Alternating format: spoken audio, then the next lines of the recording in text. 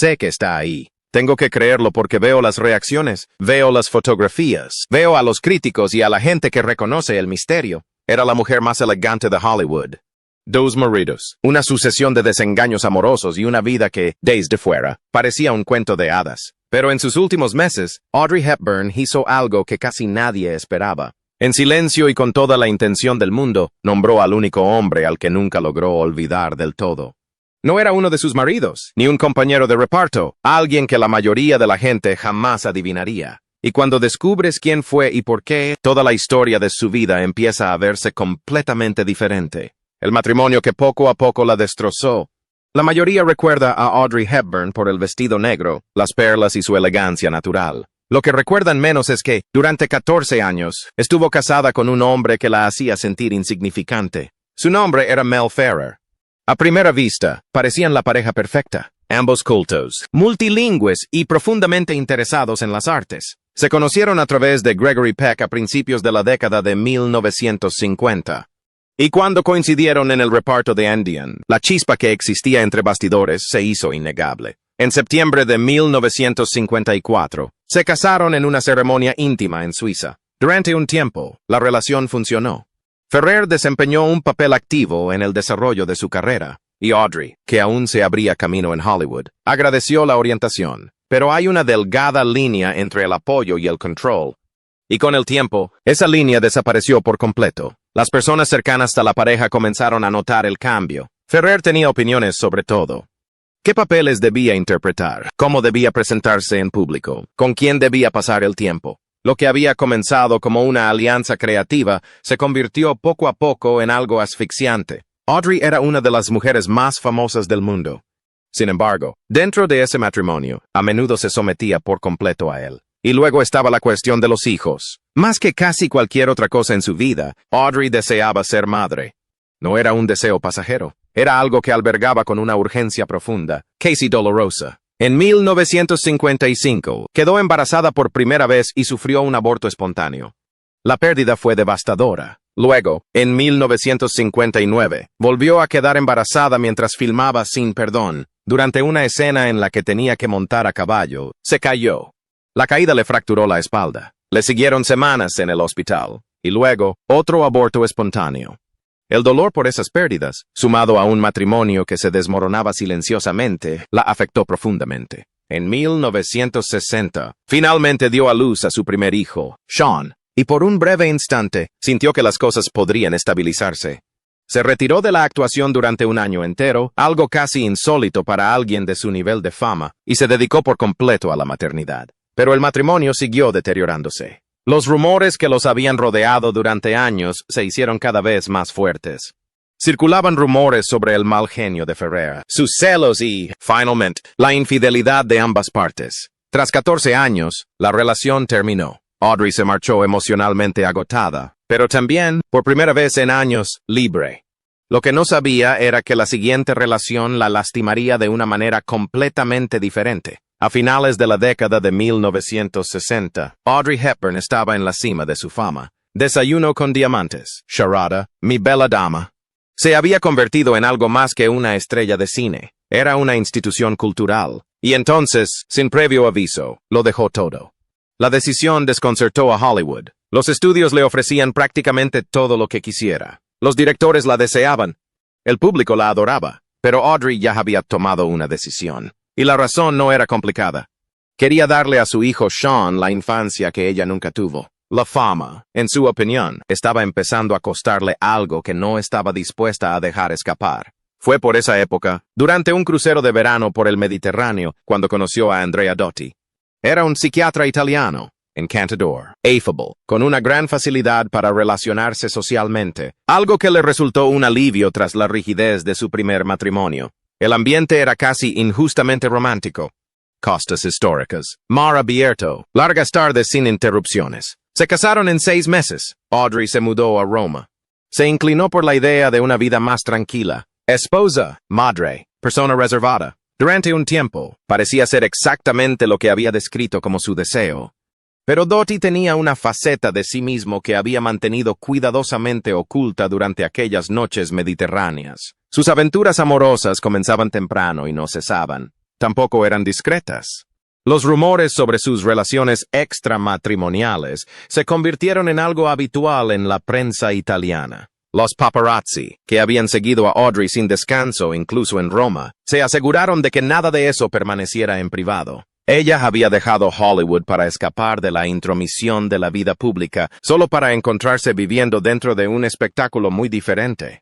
Se quedó más tiempo del que la mayoría esperaba, en parte por su hijo Luca, nacido en 1970, y en parte porque no era de las que abandonaban fácilmente sus compromisos. Pero la combinación de las repetidas infidelidades de Dottie y la imposibilidad de tener verdadera privacidad acabó por hacer insostenible la situación.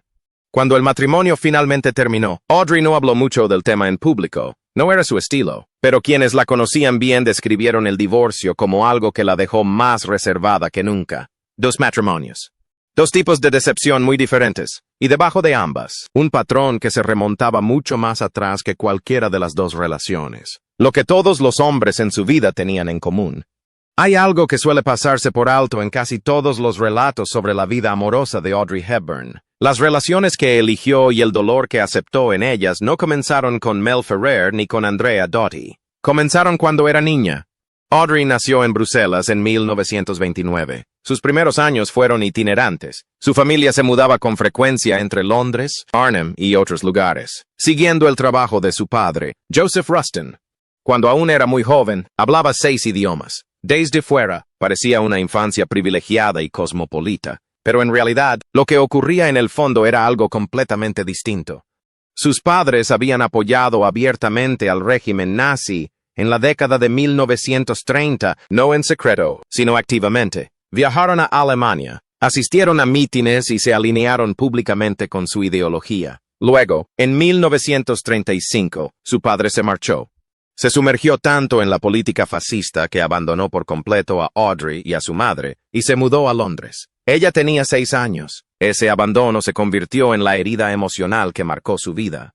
Ella misma lo diría años después. Cuando la enviaron a un internado en Kent, vio cómo otros niños volvían a casa durante las vacaciones. Ella esperó.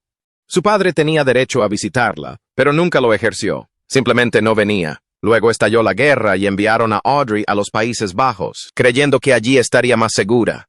No fue así. En 1940, las fuerzas alemanas invadieron el país. Ella tenía 10 años y vivía bajo la ocupación, escondida en sótanos mientras los disparos resonaban en las calles de arriba. Adoptó un nombre neerlandés, Etta Van Heemstra, para evitar ser identificada como inglesa. En 1942, 2 de sus tíos fueron arrestados y ejecutados por los nazis. A partir de entonces, dejó de intentar pasar desapercibida. Se unió a la resistencia holandesa, llevando mensajes y periódicos clandestinos, a veces escondiéndolos en sus zapatos. También bailaba. Antes de la guerra, el ballet había sido su gran sueño. Ahora, ella lo usaba de otra manera, actuando en eventos secretos para recaudar fondos para la resistencia en habitaciones donde nadie podía aplaudir, porque un solo sonido podría delatarlos a todos. Para 1944, la hambruna había asolado los Países Bajos durante uno de los inviernos más fríos de la historia. Los bloqueos alemanes habían interrumpido el suministro de alimentos. La familia de Audrey comía bulbos de tulipán. Su salud se deterioró. Desnutrición, anemia, problemas respiratorios. La joven que más tarde se convertiría en una de las mujeres más fotografiadas del siglo XX era, en aquel momento, una adolescente hambrienta. Cuando finalmente llegó la liberación, una trabajadora de UNICEF le regaló una barra de chocolate. Jamás lo olvidó. Los psicólogos que han estudiado su vida en profundidad han señalado el abandono de su padre como el prisma a través del cual hay que entender casi todo lo demás. Los hombres que la atraían solían ser mayores, autoritarios y con mucho control. Ferrer encajaba perfectamente en ese perfil. Y, de otra manera, Dottie también. No era ingenua, en muchos sentidos. Buscaba inconscientemente la estabilidad que su padre se había llevado consigo al marcharse, y lo que lo complicó aún más fue que, finalmente, lo encontró. En la década de 1960, con la ayuda de la Cruz Roja, localizó a Joseph Rustin. Él vivía en Dublín desde 1939, el mismo año en que la llevó al aeropuerto y la despidió. Acudió al reencuentro con la esperanza de encontrar algo. Calidez, tal vez, reconocimiento, algún tipo de reparación. Lo que encontró fue un hombre que no le ofreció casi nada a cambio. Era distant, indifferent. La reconciliación que había imaginado durante décadas simplemente no se produjo. Ella lo perdonó de todos modos. Es más, lo apoyó económicamente durante el resto de su vida. Ese detalle dice más de Audrey Hepburn que casi cualquier película que haya protagonizado. La relación que nadie se tomó en serio. Antes de sus 2 matrimonios, antes del desamor que marcó sus 30 y 40 años, estuvo William Holden. Todo comenzó en el set de rodaje de Sabrina en 1954.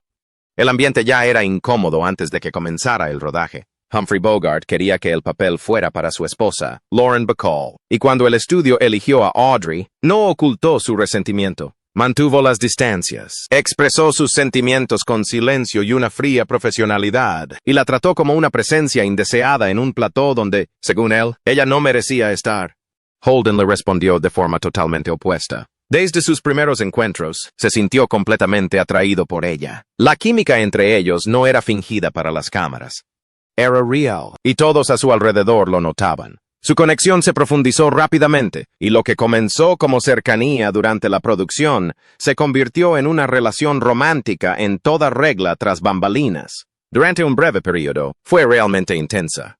Holden se enamoró perdidamente. Le pidió matrimonio. Audrey se negó. La razón no era complicada, pero era definitiva. Quería tener hijos, y Holden ya se había sometido a una vasectomía. Ese era un detalle que no podía pasar por alto. Por mucho que lo quisiera, el futuro que imaginaba tenía a los niños como eje central, y él no podía formar parte de ese futuro. Holden quedó desconsolado. Nunca lo superó del todo. Lo interesante, en retrospectiva, es el lugar que ocupa Holden en la historia. No fue él quien la destrozó, pero sí quien le mostró, quizás con más claridad que nadie, hasta qué punto se protegía tras haber sido herida. Con él sintió algo real. De todos modos, se marchó porque había aprendido, pronto y de forma dolorosa, que desear algo y confiarle tu futuro a alguien eran 2 cosas completamente distintas. La vida tranquila, el último amor y el nombre que nunca dejó de pronunciar. Tras el divorcio de Andrea Doty, Audrey Hepburn hizo algo que sorprendió a quienes esperaban su regreso a la pantalla con energías renovadas. C.I. Lowe, no de forma pasajera, sino de manera meditada y deliberada, se mudó a una casa de campo en Tolochenaz, Suiza, un lugar al que llamó La Paisible, que se traduce simplemente como La Pacífica. El nombre no fue casual. Rechazó papeles importantes, evitaba el ambiente social, pasaba tiempo en su jardín, paseaba a sus perros, cocinaba y vivía de una manera totalmente irreconocible para cualquiera que solo conociera a la Audrey Hepburn de vacaciones en Roma y desayuno con diamantes. Los vecinos de Tolochenaz recordaron después que ella era simplemente una vecina más, alguien que saludaba en el mercado y no necesitaba hacer nada más. Fue en esta época cuando Robert Walters entró en su vida. Se conocieron en una subasta benéfica a finales de la década de 1970. Walters era un actor y empresario neerlandés que recientemente había perdido a su esposa, la actriz Merle Oberon, tras una larga enfermedad. Su primer encuentro fue tranquilo, aparentemente sin mayor trascendencia. Poco después, él la invitó a salir. Ella se negó. Tenía trabajo, pero al día siguiente, se puso en contacto con él. Ella le propuso que se vieran para tomar algo. Aquello se convirtió en una conversación que duró horas. Las conversaciones se transformaron en llamadas telefónicas diarias. Las llamadas telefónicas se convirtieron en algo que ninguno de los dos esperaba. Lo que construyeron juntos no era glamuroso, y ese era precisamente el quid de la cuestión. Ambos habían vivido suficientes pérdidas, suficiente exposición pública, suficientes relaciones que les habían exigido ser diferentes a quienes eran. Lo que se ofrecían mutuamente era más sencillo que cualquier cosa que hubieran experimentado antes. Estabilidad, respeto, una preferencia compartida por la calma y la autenticidad. Nunca se casaron formalmente. Audrey no sentía la necesidad. Lo presentó como su esposo, no porque existiera el papeleo, sino porque, en todo lo que para ella era importante, el compromiso ya estaba completo. Durante más de una década, compartieron La Paisible, su jardín, sus ritmos, su silencio. Luego, en 1988, en un concierto de UNICEF al que asistió simplemente como invitada, Audrey se encontró de pie en un escenario, hablando sin guión sobre el hambre, sobre la ocupación, sobre lo que significaba ser un niño en tiempos de guerra. Un alto funcionario de UNICEF estaba entre el público. Al final de la noche, él le ofreció un puesto de embajadora. Ella aceptó, y los años siguientes la llevaron a Etiopía, Sudán, Bangladesh y El Salvador. algunos de los entornos más difíciles del planeta. Se sentó con niños en condiciones que reflejaban las que había vivido en los Países Bajos 50 años antes. Quienes la acompañaron en estas misiones destacaron que ella no lo consideraba una obligación, sino algo inconcluso, una deuda que sentía con la versión de sí misma a la que un trabajador de UNICEF le había entregado una barra de chocolate tras la liberación. Walters viajó con ella en muchas de estas misiones. Su presencia no se debía a la de un acompañante que gestionaba la agenda de una celebridad, sino a la de alguien que simplemente se negaba a dejarla sola en las situaciones más difíciles. En 1992, tras regresar de un viaje humanitario a Somalia, comenzó a experimentar fuertes dolores abdominales. Las pruebas realizadas en Los Ángeles revelaron un pseudomixoma peritoneal, un tipo de cáncer raro y agresivo que se origina en el apéndice. La cirugía se realizó rápidamente, pero la enfermedad ya se había extendido demasiado. El diagnóstico era terminal. Ella asimiló la noticia como había asimilado la mayoría de las cosas difíciles de su vida, sin mostrar signos visibles de derrumbe. Quienes la rodeaban en esos últimos meses hablaban de su serenidad con una intensidad casi inquietante, por lo absoluta que era. Lo que más expresaba no era miedo a la muerte, sino pesar por el trabajo que dejaría inconcluso. Solo tenía un deseo: volver a casa. Era demasiado frágil para viajar en vuelos comerciales. Fue Hubert de Givenchy, su amigo desde hacía casi 40 años, el diseñador que la había vestido durante los momentos más emblemáticos de su vida pública, quien le consiguió un jet privado e hizo posible el viaje. Llegó a su casa en La Paisible.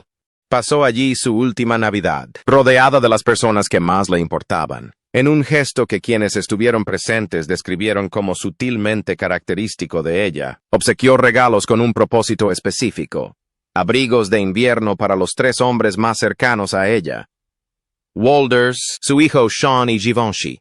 El 20 de enero de 1993, falleció en paz en su casa. Su funeral se celebró en una pequeña iglesia local de Tolochenaz. Fue una ceremonia íntima, tal como ella lo hubiera deseado. Gregory Peck, su compañero de reparto en vacaciones en Roma, 4 décadas antes, el hombre que había insistido en que recibiera el mismo reconocimiento en una película donde era completamente desconocida, leyó uno de sus poemas favoritos. Sus exmaridos estaban presentes, sus hijos estaban presentes. Walters estaba entre ellos, el único hombre al que nunca pudo olvidar. ¿Quién era él? Después de 2 matrimonios fallidos, después de Holden, después de Dottie, después de todo, ¿quién era el hombre al que Audrey Hepburn mencionó en sus últimos años como aquel al que nunca pudo olvidar del todo? No era una pareja sentimental. Esa es la parte en la que la mayoría de la gente se equivoca. Era su padre, no en un sentido sentimental. No es como cuando la gente dice que extraña a alguien a quien amaba, sino como una herida que nunca cicatriza y que sigue marcando todo a su alrededor. Joseph Rustin la abandonó cuando ella tenía 6 años. No la visitó cuando ella esperaba en la escuela durante las vacaciones. La envió a los Países Bajos, creyendo que allí estaría más segura, y cuando aterrizó en medio de una zona de guerra, él no estaba allí.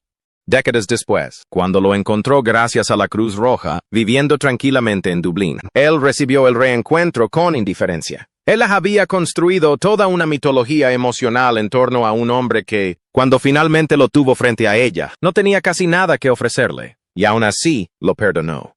Ella seguía enviándole dinero. Ella seguía a su lado. En las entrevistas realizadas en los últimos años de su vida, Audrey volvía a él con una constancia que a quienes la conocían bien les resultaba sorprendente. No con amargura. Ella no estaba hecha para la amargura constante, sino con una especie de interrogante sin resolver. ¿Qué habría estado pensando si alguna vez había sentido la ausencia como ella? En algún lugar de su interior, había algo que simplemente no podía expresarse. Ella nunca obtuvo una respuesta satisfactoria. Él murió sin dársela.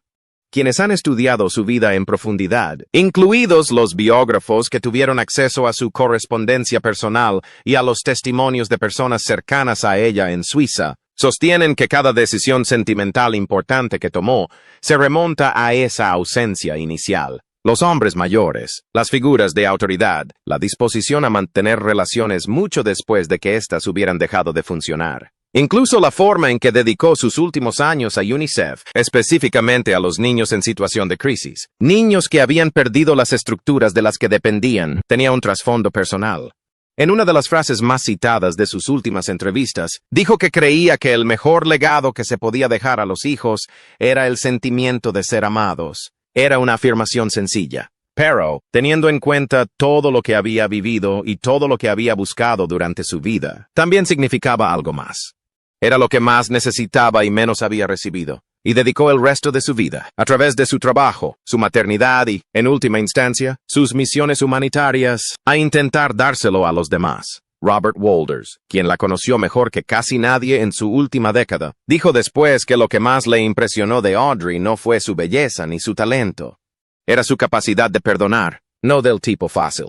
Del tipo que te exige seguir amando a alguien que casi no te dio motivos para hacerlo. Nunca dejó de amar a su padre, tampoco dejó de llorar su pérdida. Y en esa paradoja, en ese dolor persistente por el primer hombre que se suponía que se quedaría, reside quizás la verdad más absoluta sobre quién era realmente Audrey Hepburn. Es hora de que nos dejes tu opinión en los comentarios. ¿Qué piensas de lo que se ha revelado? Si te gustó este video, dale a me gusta y suscríbete a nuestro canal. Para ver más historias interesantes como esta, haz clic en el siguiente video que aparezca en tu pantalla.